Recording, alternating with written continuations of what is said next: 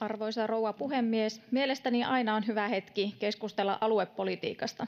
Venäjän hyökkäyssodan vuoksi pohjoisen ja itäisen Suomen rooli on muuttunut merkittävästi. Kyse on elinvoiman lisäksi huoltovarmuudestamme, energian, osaamisen, logistiikan, omavaraisuuden ja luonnonvarojen hyödyntämisestä ja ymmärryksestä osana Suomen kasvua ja kehitystä.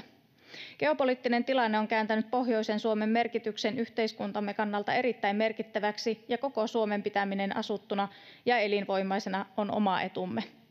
Tilanteesta ja maailman ajasta huolimatta Orpon hallituksen investoinnit näyttävät painottuvan vahvasti Etelä- ja Länsi-Suomeen jättäen Pohjois- ja Itä-Suomen oman onnensa nojaan, vaikka liikenneinvestoinneille olisi todellista kysyntää.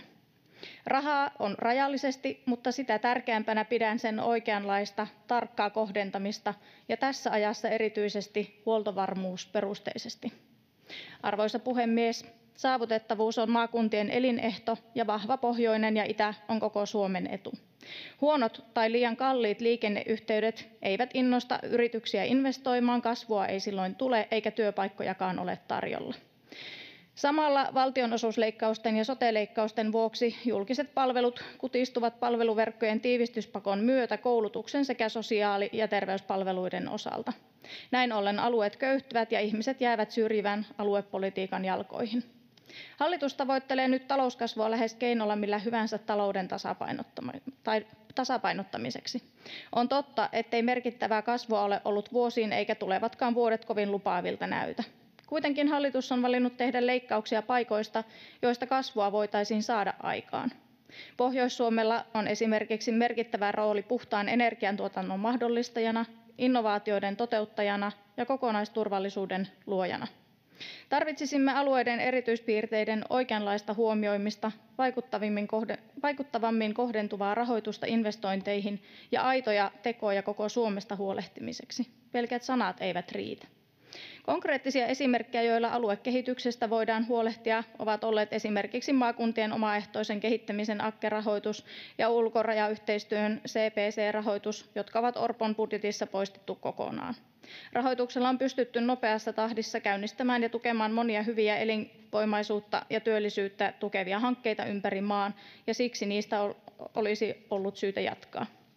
Meidän on huolehdittava myös Suomen aktiivisesta roolista vaikuttajana Euroopan unionin aluekehitystä rakennettaessa sekä tätä kautta eri aluekehitysrahastojen hyödyntämisessä. EU-rahoituksella ja siihen liittyvällä kansallisella rahoituksella on ollut suuri merkitys aluekehityserojen tasaamisessa ja koko maan kehittämisessä. Arvoisa rouva puhemies, kiitosta haluan antaa kuitenkin hallitukselle pohjoisen ja itäisen Suomen ohjelmien työryhmien käynnistämisestä. Toivon, että hallituksen tavoitteet huoltovarmuuden nostamisesta, talouskasvun vauhdittamisesta, elinvoiman lisäämisestä ja osaavan työvoiman saatavuudesta aidosti edistyisivät. Valmista on turha odottaa, mutta pitkän tähtäimen suunnittelulla, alueellisen rahoituksen turvaamisella ja yhteistyöllä edistyminen on mahdollista. Kannan huolta kuitenkin siitä tärkeimmästä, eli rahoituksesta, sillä infra, kouluttaminen ja muut elinvoimaa edistävät konkreettiset toimet eivät toteudu rahoituksetta. Arvoisa puhemies, tänään julkaistun onnellisuusraportin mukaan Suomi on 7. kertaa putkeen maailman onnellisin maa. Onnellisuus koostuu monista tekijöistä, joissa perimällä omilla valinnoilla ja itselle merkityksellisten asioiden toteuttamisella on riittävän toimeentulon jälkeen suurin merkitys.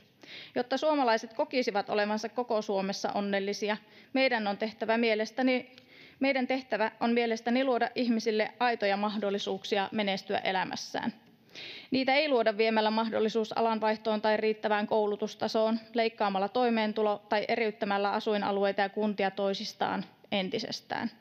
Niitä luodaan teoilla ja luomalla uskoa tulevaisuuteen.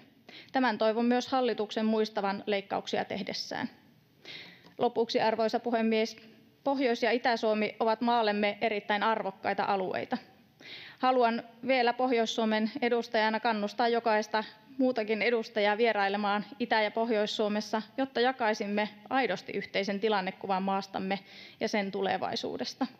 Aluepolitiikka on turvallisuuspolitiikkaa ja toivon, että vastaamme siitä yhdessä jokaisen suomalaisen eduksi.